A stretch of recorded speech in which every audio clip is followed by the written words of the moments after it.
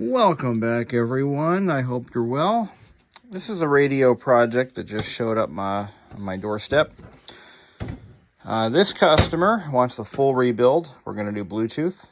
As of right now, I'm waiting for my shipment of Bluetooth modules, and I actually need to order some more shrink tubing. So I can't really go full bore, but I can do a cap job on this and get that out of the way. But what I want to do, and one of the reasons I bought this scope, is so that we can actually see what's going on before we even start. So we'll let that boot up. Now, this one, as far as I know, the cassette deck isn't working, so I can't run my 3000 hertz tone through it, but we might be able to do a radio broadcast, see what that looks like. And what I want to do is just kind of see what the waveforms look like from channel to channel, and that's what the scope is for. I've run into a problem, and I'm actually interested in some suggestions. I think somebody had given me an idea on this a while back. But what I'm finding is I'm getting a 60 hertz, basically AC signal going through the scope when I ground the terminals. And that's because the scope, the DC power supply, they're both sharing the same grounding pin, and I'm getting AC through ground, I think. Interesting. So I don't know if there's a way to filter that out. Well, anyway. These stereos actually have an isolated ground for the audio. It's not fully isolated. I can actually, there's a little bit of resistance between the audio ground and the chassis ground, as is expected. I don't know. Looking for ideas. If anybody has a suggestion, I'm all ears. Alright. But at least I can get it to work. So I've color-coded all of these. Got your left, your channel, your left front, right front, rear front, rear... rear, left, right, front, left, and right, and rear, left, and right. There you go. We're going to go ahead and just stick with the front speakers for now. We won't worry about the rears. And the reason for that is on the Miata, the rear speakers do not have complete channel separation. That's right. They don't. They actually fire, the intensity varies based on balance position. And that is unique to the Miata as far as I know, because the speakers in the rear don't go like in a rear parcel shelf or in the rear doors, they go in the headrests. So normally when you're doing balance adjustments left to right, you don't want your rear speakers, you don't want it coming in one ear only or the one or the other. If that makes any sense. The other thing I found is they're phased a little bit differently. They don't line up. The audio coming out of the front speakers is not exactly as it comes out the headrest. There's a little bit of a delay. I think the delay is in the front speakers, if I'm not mistaken. I could be completely wrong on this, but that's just my observation from when I did some of my own testing. So when I do these tests, I'm going to be choosing the front speakers. That's the blue. Actually, it doesn't really matter. I'm going to just clip this on. I color coded it, so I set it up for 4 channels. And so that's what I did. So I'm going to connect this to. Oh, there's another thing. When you're connecting. Again, looking for ideas here. When I ground, I'm new to scopes.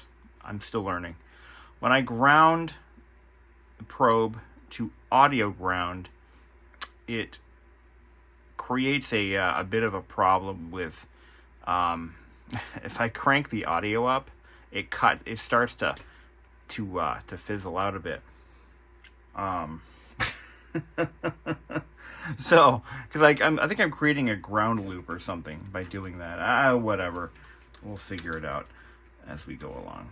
But if you guys have any ideas on how to get a good, clean scope extract from one of these amplifiers, just for comparative reasons, so I can compare before and after, that would be really awesome. All right, so I don't know if this radio works yet. I haven't benched it, so you're gonna see for the first time. I will say things have kind of slowed down here at the shop. So I've decided to adjust my pricing a little bit. So I had to charge a little bit more than I really wanted to in the summer months because I was getting bombarded with radios, inundated. It's almost like every week there was a pile of boxes at the front door.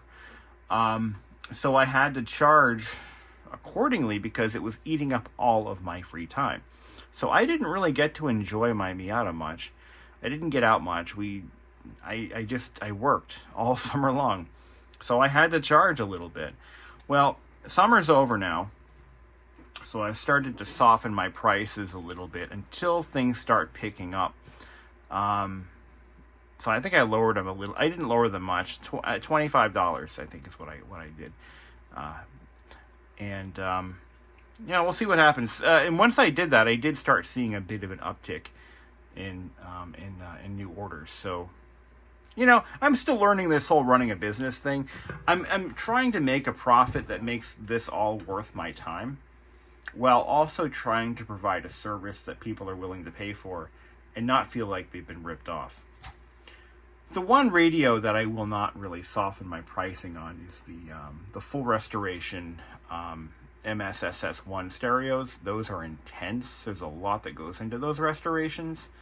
So I'm going to keep my prices a little bit on the high side because it takes a lot of work to bring one of those back to life. These Panasonics, these are all pretty routine. I've got the procedures down pat on these. Pretty much know what they need before they come in the door. It's always, and I'm not gonna. It's not a secret. They need capacitors. They always need capacitors. They need lamps, and they need cassette deck cleaning and lubrication. That's it. And that usually gets them going. I get a lot of people asking me, "Hey, I want you to just do a Bluetooth mod. How much?" On one of these Panasonics, like this one right here, this is a National 1161, which is a Panasonic or a Matsushita. On these guys, unfortunately, I won't do it. I won't do Bluetooth only. And the reason I won't do Bluetooth only is because as soon as you get it in your car, you're going to turn it on and you're going to say, golly gee willikers, this thing sucks. You're going to be unhappy with it. And you're going to be mad at me. You're going to complain to me. You're going to say, I thought you put Bluetooth in it. It's supposed to sound great. Well, yeah, I did. But it's not just Bluetooth that you need. You need capacitors. You also need to have all of the broken solder joints fixed. That takes time and money. I'm sorry. It is what it is. So unfortunately, I've lost a little bit of business that way because I've had to, after a few disasters, I've had to just say, look, no more. Either you send it in for Bluetooth and caps at a minimum. I won't do the lights. Or maybe I'll throw in a couple of bulbs so that at least your display works. But if you're not going to pay for the full restoration, you're not going to be happy with the results. And I don't want unhappy customers. I'd rather lose a customer than gain one unhappy one. Does that make sense? So I've taken a hard line on that one, and it's starting to bite me in the ass because I've had a lot of people say, well, okay, fine, that's your prerogative. But this is my 59th radio this year. 59th radio. Hey, I want to do something special for the 60th one. I'm gonna maybe throw the customer or something. I don't know. We'll see. I've already got the 60th customer lined up, and that radio is actually en route. So I might do something special for him. I don't know why the 60th is a special number. 100, the 100th radio will be the special one. Unfortunately, I haven't gotten to that number. Anyway, I'm blabbing on. I'm sorry. Hey, let's turn this thing on. Let's see what it does. Look at our ammeter. Boom. Okay, we have one bulb out. Let's turn this off. These lamps are out. Shit, I think they're all out. Hold on. Actually produces good sound. That's impressive. All right. Okay, that's our lamp illumination. So we're getting no lights. We're getting no lights. Let me try to tune in a station. Okay, we got our first problem. The AM FM button doesn't work. Actually, a lot of these buttons don't work. So that could be a couple of things. That could be a variety of problems. Now, in a case like this, if I open it up and I find that there's a broken trace, a broken wire, or something that's easily fixable, I'm not going to charge extra for that. I mean, no big deal. But if I find that the faceplate itself is so badly damaged that I have to replace it, I will have to reach out to the customer and say I have or do not have a spare faceplate or control panel, and this is what it costs. There's also a very good chance that this problem could be due to, let's do it in unison, everybody, ready, set, bad capacitors. I've seen it before. Most of these buttons do nothing, so I can't even really give it a full test. We'll do a cap job on it and go from there. But at least I can get a... So AM, this is AM mono, right? Alright. So let's do this. We're going to do a before and after.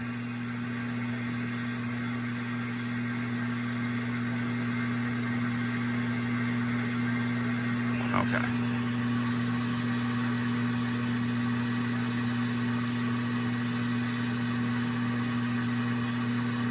Set it to 500 millivolts. I'll expand the time.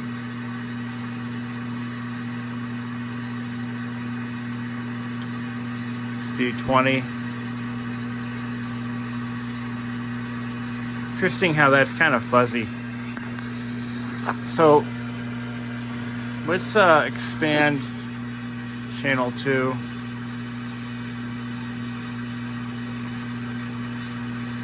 Channel 1 and kind of compare them. So they should be about the same. Let's try to overlay them. Oh.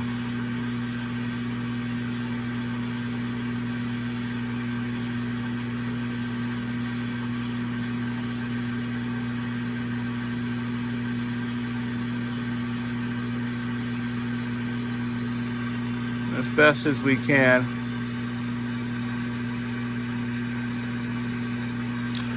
So this is actually kind of promising.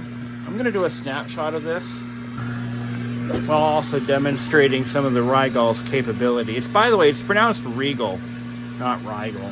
But, so now, then again, this is AM mono, so this is at least, this is something, right?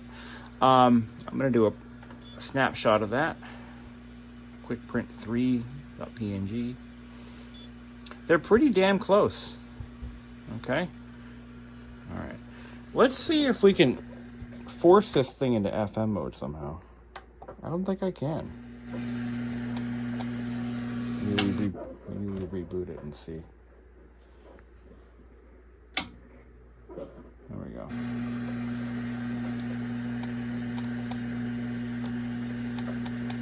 I think what's happening here,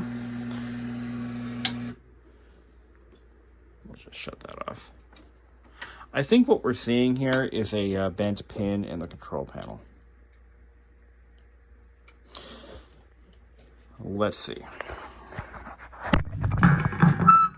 Now, I want to talk a little bit about Jeff Anderson. So Jeff Anderson, he was and I've talked about him before on this channel. I've never met him. I think I might have had one message board exchange with him before, and it was regarding light bulbs, I think. I don't remember. It was a long time ago. I got into these stereos not realizing that Jeff had literally passed away not, oh gosh, maybe a month before I got into this, and I didn't even realize it. It was just complete coincidence. Jeff Anderson was he was the guru for Miata audio equipment. He was, as I understand it, he was an engineer. Oh my God. Okay, we're going to talk about this in a sec. Hold on, this is not great. So Jeff, he offered a lot of special services to Miata owners, specifically stereo modifications and repairs. And one of his specialties was, he had two things. Number one was gaining full power output to the headrest speakers. That was his thing. So what that really does is it allows one of these Miata stereos to put out a full output, full wattage to the headrest speakers when they're normally choked. They are definitely choked, and they're also phased weird. In a normal car stereo, if you put a regular aftermarket car stereo in your Miata, you're going to get full power to the headrest speakers. They were never designed for that. The speakers were never sized for that.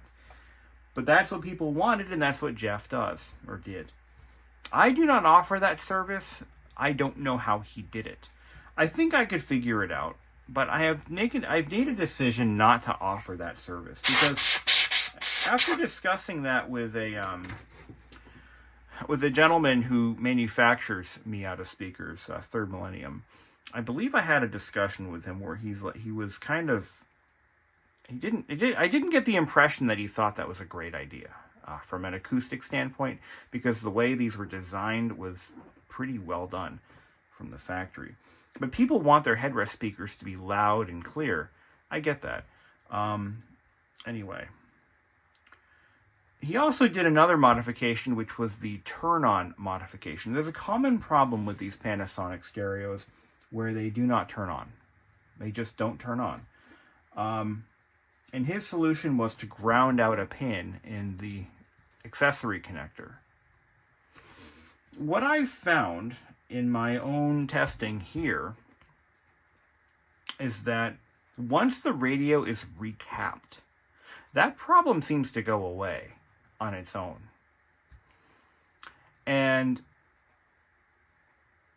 yeah, so that problem kind of goes away as soon as you recap the stereo.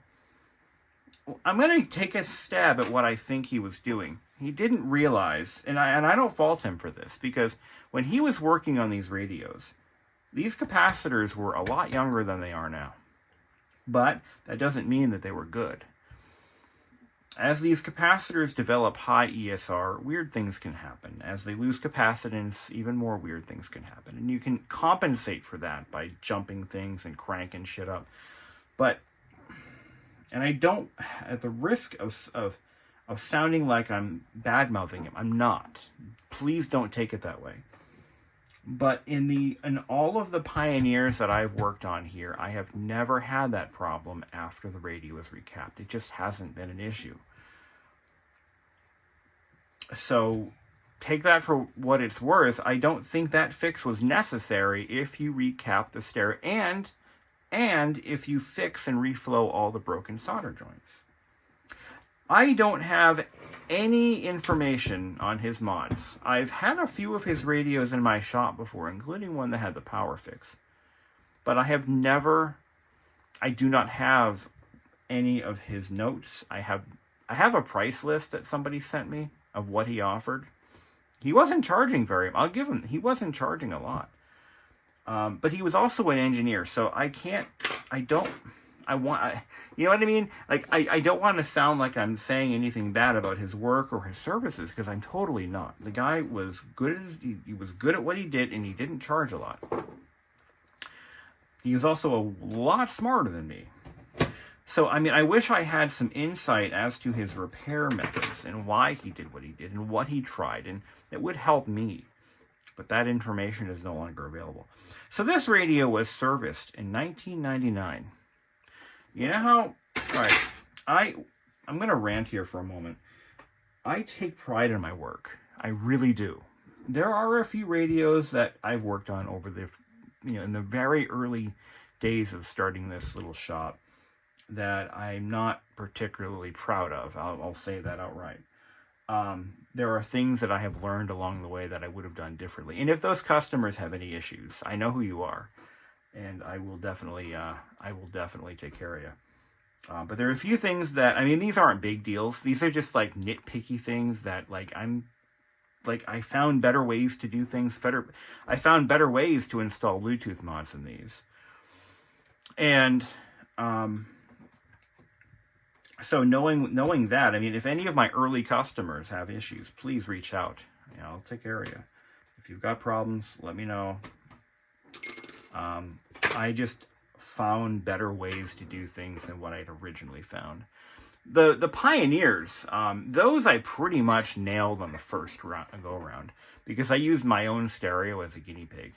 So anyway, so this radio has been worked on, and I'm already seeing stuff that is majorly scary.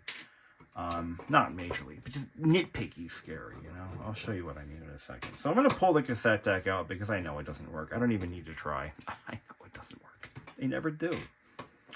We're going to just pull it out, get it out of the way. We'll work on it last. It's usually how these things go. All right, so let's pry, and pull. Okay. So, what do we got? Now, one of the things, I'm going to go over all the stuff that I find here. And if you guys want to fix your own radios, go for it. In the cassette deck, you've got a few caps on this board here. And you've got some... yeah, this is the board you want to do. Yeah, this is the one. You want to change all these. What's going to happen is if you don't, you're going to get audio... weak audio on one or the other channel or both. Okay, if you can't get the speed on the cassette deck regulated properly, there's a tiny, I think it's a 10 volt 16 or a 16 volt 10 farad inside this motor. You got to change it. I only change that cap if it's bad. If I can get the speed regulated correctly, I leave it alone. But if you can't, you got to change that cap. If you can't, if what you're getting is like a constant flutter, like it's that cap in there. This is seeing a little bit of moisture. There's some corrosion on this guy. It looks like the cassette deck isn't actually frozen. We might be able to work with this. I might be okay. Oh my God, that's gross. I was saying that this radio has been worked on before. Let me show you what I found.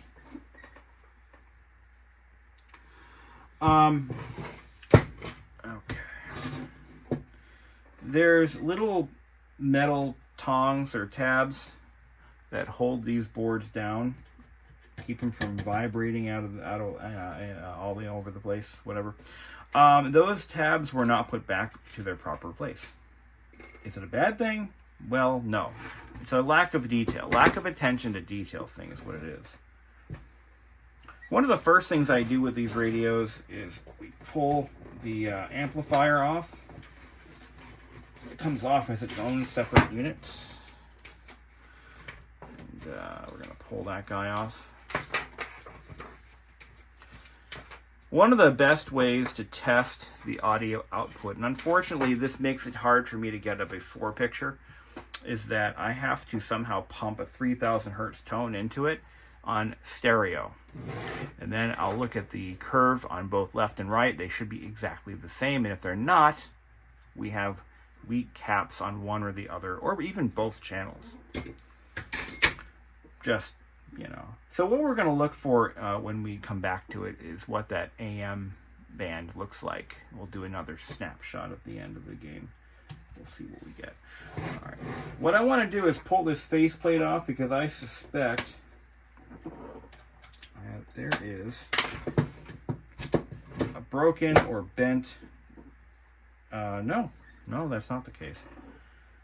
No, that is not the case. It doesn't look water damaged either. But if these fingers, if these little prongs or tabs, whatever you want to call them, pins, If they're bent, there you go. Another weak spot. I guarantee you that's what we have here. Another weak spot is where these headers, these pin headers connect to the boards. They always develop weak joints. Now, if you've got one or two of these pins that is no longer making contact with its motherboard, I love that. No longer making contact with the main board, guess what's going to happen? You're going to lose some of the functionality from the faceplate. So we'll revisit that issue in a moment. I've got to give this customer the mark of the beast.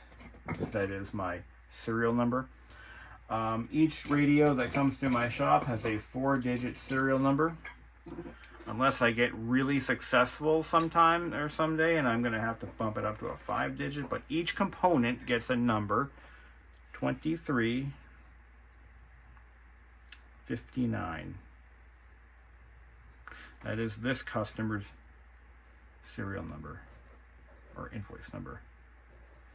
I do this after a very tragic incident where I lost a customer's one of the covers.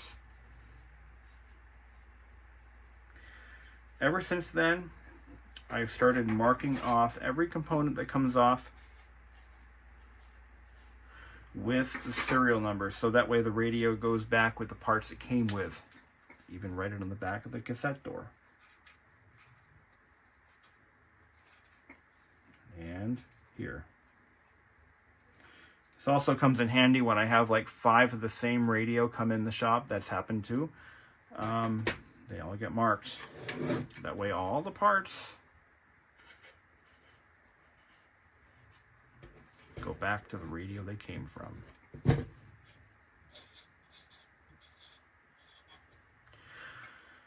Okay, well that's a good start. All right, let's tear into it. I don't need the cassette deck or these covers or the faceplate, so they go onto one of my trays until they are needed. Okay.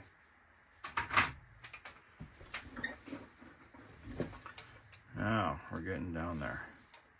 I'm going to pull the amplifier off. Okay. I would like to ask my customers not to send me certain things. I don't want you to send me your, if you have a newer stereo from like an NB or a late NA that uses U-hooks to remove it, I do not want your U-hook hole covers. You keep those. I don't want them. I don't want them because they are easily lost, broken. I don't want to be responsible for it, and they're hard to get. They're almost impossible to find, and I don't want to be responsible for losing them. Okay, so let's take a look in the back here. And I'm going to just kind of move these pins and look for any subtle movement where the through hole solder is made, and I don't see anything. Okay. But that we know there's a problem on the faceplate side of this board because, well, it doesn't work. So that's let's take a look at this board here. All right, I can see some previous repairs.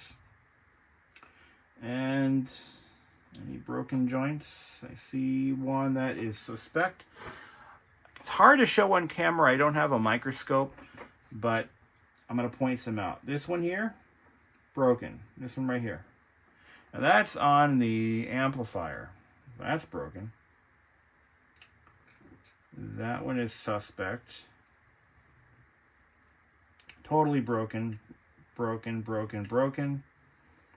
Broken, broken. Now, just because they're broken doesn't mean that they don't work. It just means that you hit a bump and you're going to have problems. It's just going to cut out.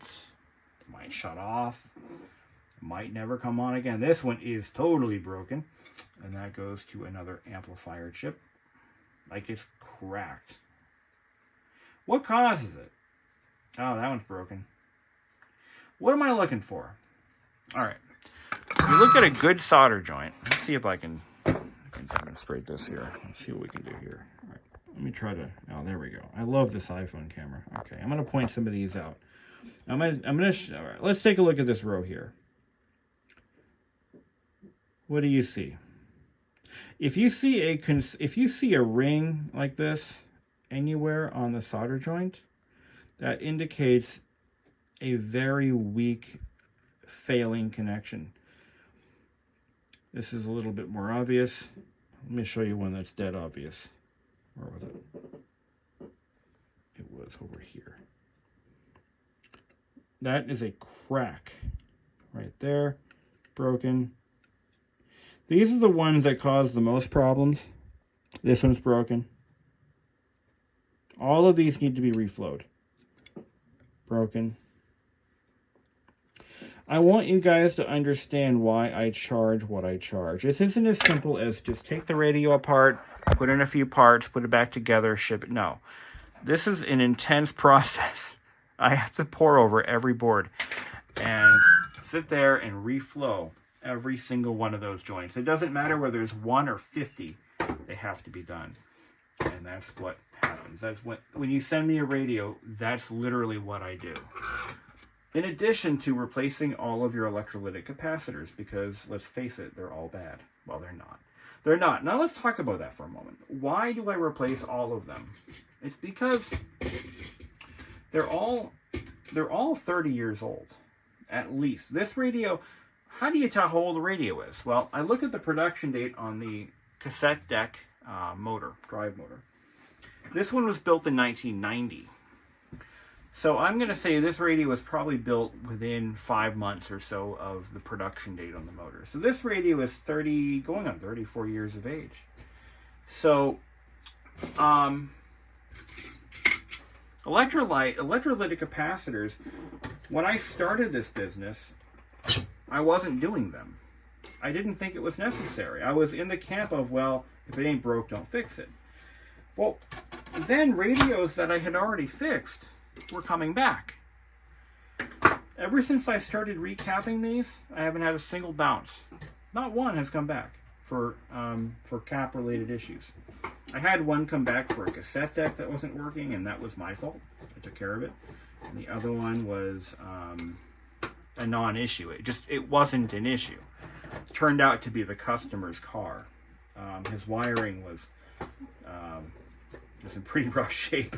I think he had a short circuit or something in the speaker circuit. But anyway, it was his car. It wasn't my workmanship. So I said, you know what? That's fine. I don't mind helping out a customer. I don't mind working with you guys. It's all part of owning a business. If there's something I can do that, whatever. We'll work it out. We're all adults here. If it's my fault, I'll take ownership. If it's your fault, no worries. I'm not gonna say, neener boo boo, you screwed up. No, I wouldn't expect the same from you guys either.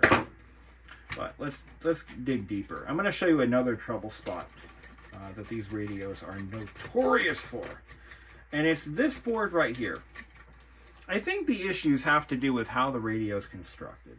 It's a very modular design, which is great, but it's also there's a lot of a movement, a lot of vibration that can happen when you stack boards that are this far apart and you've got a comb connecting them together. There's going to be some movement.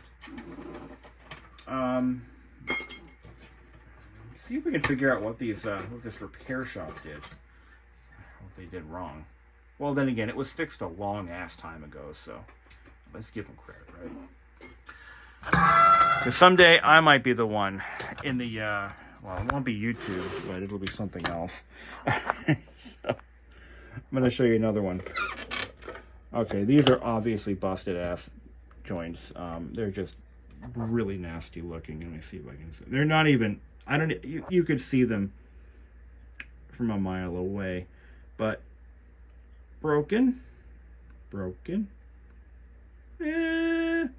not broken, that one's got a little bit of a ring, busted. Now, if I move this pin header here, let me see if I can see it. Yeah, I can see movement. So the symptom that you're going to find with this sort of a problem is you hit a bump, like I said earlier, you hit a bump and the radio will cut out. Or you press on the faceplate, you whack the dash. This is the classic, oh, you've got to hit the dash to get it to work. That's why. Capacitors are a more fickle diagnosis. These will typically fail gradually. Usually not catastrophically, and usually not at, they fail gradually. You're going to see a gradual decline in output for one or more speakers. You're going to see that at higher volumes, it's going to cut out and get really, it's going to start clipping. You're going to get really distorted audio. That can also be masked by bad speakers. So it could be one or it could be both, actually. It could be both. Speakers and caps. All right, so we've identified even more brokenness. None of this is anyone's fault. It's just the design of the radio. So yeah, I guess it's somebody's fault, and it'd be the engineer, whoever designed it. All right. If you're going to take your brackets with you, if you're not going to send me your brackets, please don't leave the screws in the radio. I don't want them to get mixed up with anyone else's, but they don't usually. So not really an issue. So this all comes out as a, yes, yeah, now I got to take these screws out that I wouldn't otherwise need to. Okay. When sending me a radio that is multiple components, such as a Panasonic with CD player, or a Pioneer with the body sonic module, please leave the brackets installed. It keeps everything together, and it makes it a lot easier to transport. So I would prefer that if at all possible. Just saying. All right, here we go. Now we know why the faceplate doesn't work. So this side of this board, this interconnect board, is for your amplifier and power. Now this side is for your faceplate. Now I'm going to show you why the faceplate, we're not getting any response from those buttons. So let's take a look here. All right, come on now. Doop, doop, doop. Now, if you were following along in the last demonstration, you know what I'm about to say. Broken, broken, broken, broken. Broken, broken. Looks like these were resoldered. There's a lot of flux on this, but nope, that one's broken, broken, broken, broken, broken, broken, broken. Right there. All of them. They're all broken. This looks like a reflow.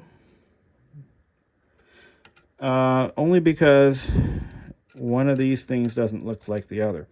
Now, what about a visual inspection of caps? When I was starting these radios, I was doing visual inspections, which is not, it's not the right way to do it. Visual inspection, you're going to get, some caps are going to be so bad that you're going to see electrolyte leakage. And that's, when you start to see leakage, that cap is so far gone, that radio probably doesn't even turn on anymore. But it was more obvious on the Pioneers because the caps are,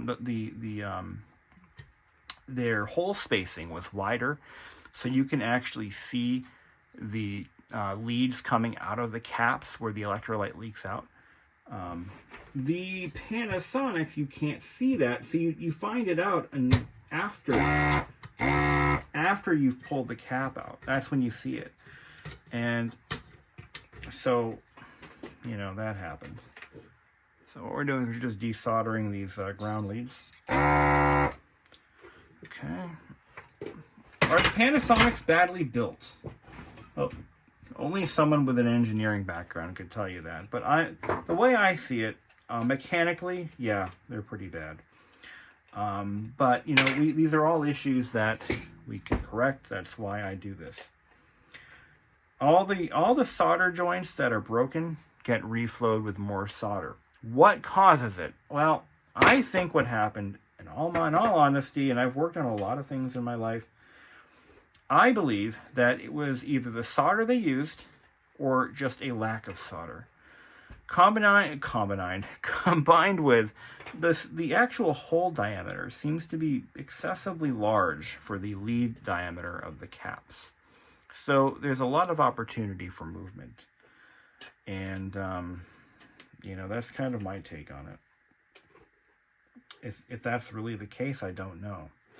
But this is like the third or fourth one that's come to me from another repair shop that may or may not have succeeded. It's possible that this one was repaired, but it's also possible that it was not successfully repaired and it just sat on a shelf. Somebody decided to hang on to it. And thankfully they did, because here it is. It's going to get reborn. That's what we do. That's my name. That's the game. We will bring it back one way or another. Let's look at the bottom of this board. Let's see what we got. Any obvious repair?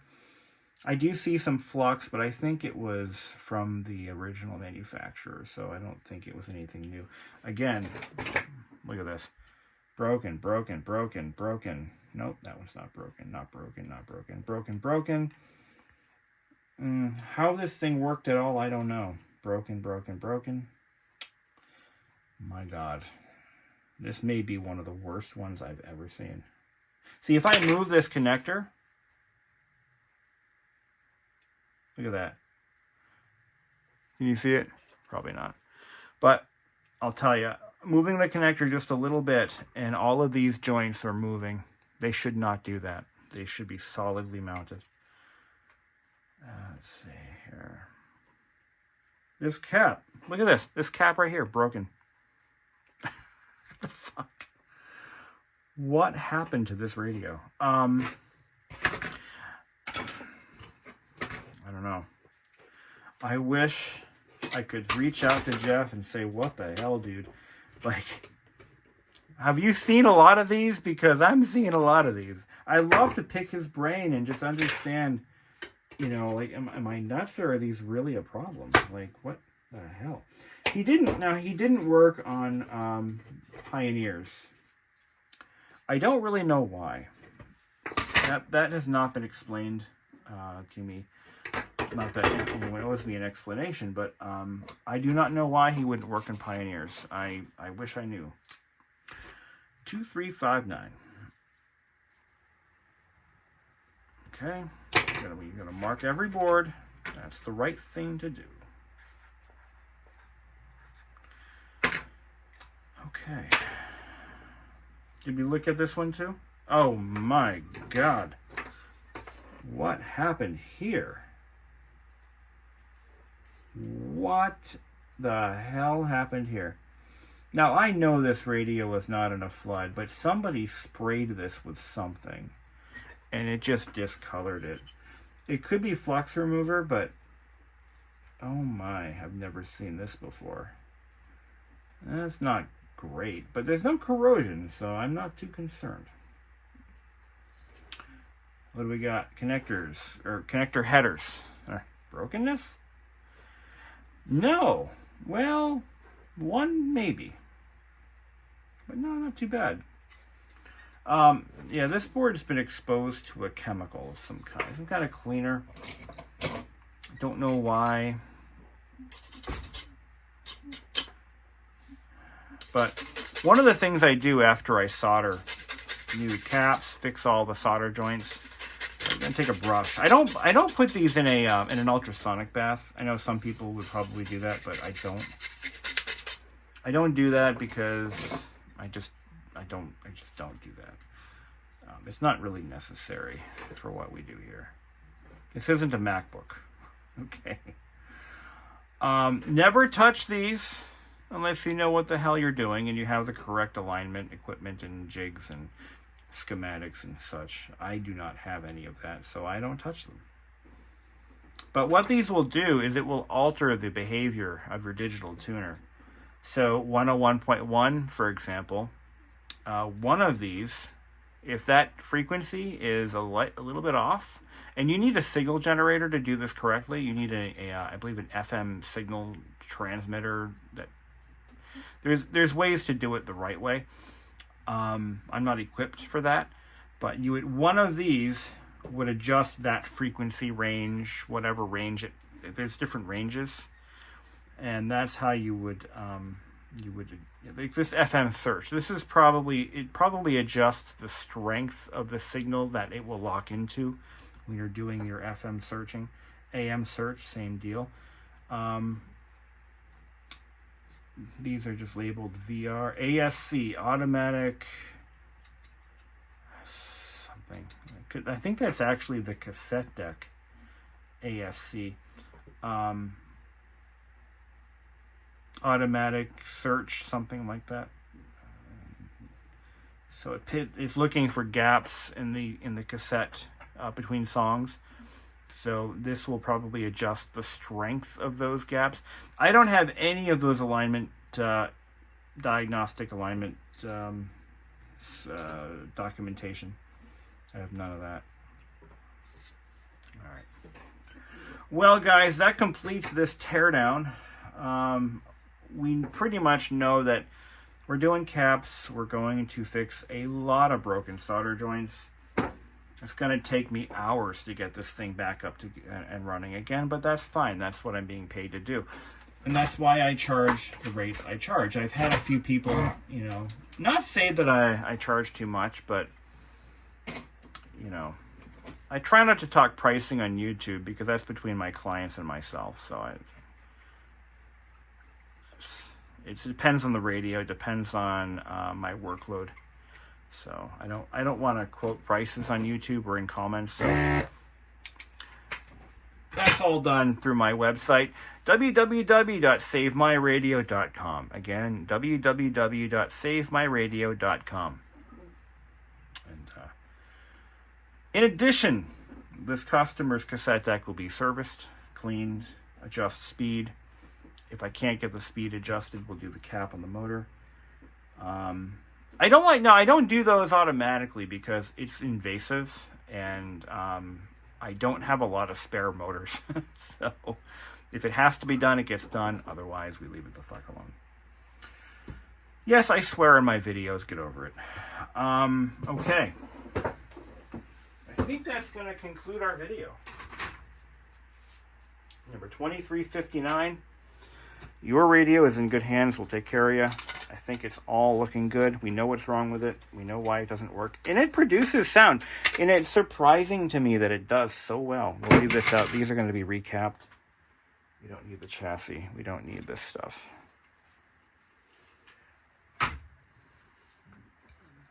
This is, I just finished rearranging all this. This is my customer stereo shelf. Each tray is one stereo.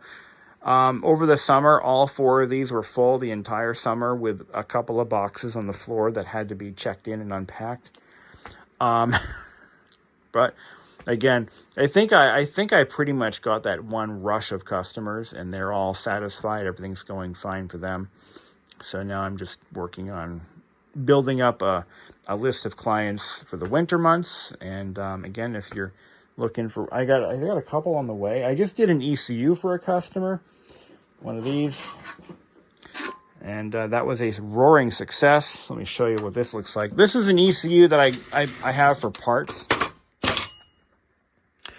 If you've got an early 90s, actually all the way up until around the NC generation, if you've got one of these Miatas, your ECU probably looks like this inside. You don't even know it. But there's a capacitor here, or was, here and here, and these tend to burst. So you want to get those changed before they do, because this is what happens. A customer sent me an ECU, says, last resort, I need this thing working. What can you do for me? So I explained to the customer, well, I'll do the job. I don't have any testing rigs. I have no way of testing or doing any advanced diagnostics because I'm not equipped to do so on an ECU. But I'll do a visual inspection. I'll replace all of your caps and repair what needs to be repaired and replace what I can replace. Bottom line, we changed out a diode that had completely rotted away, changed out all 3 capacitors. I checked the adjacent diode to see what its forward voltage was, and I had an exact match, so we, boom, swap it out. Sent it back to him, and his car is running again, beautifully. And that's what I like to hear.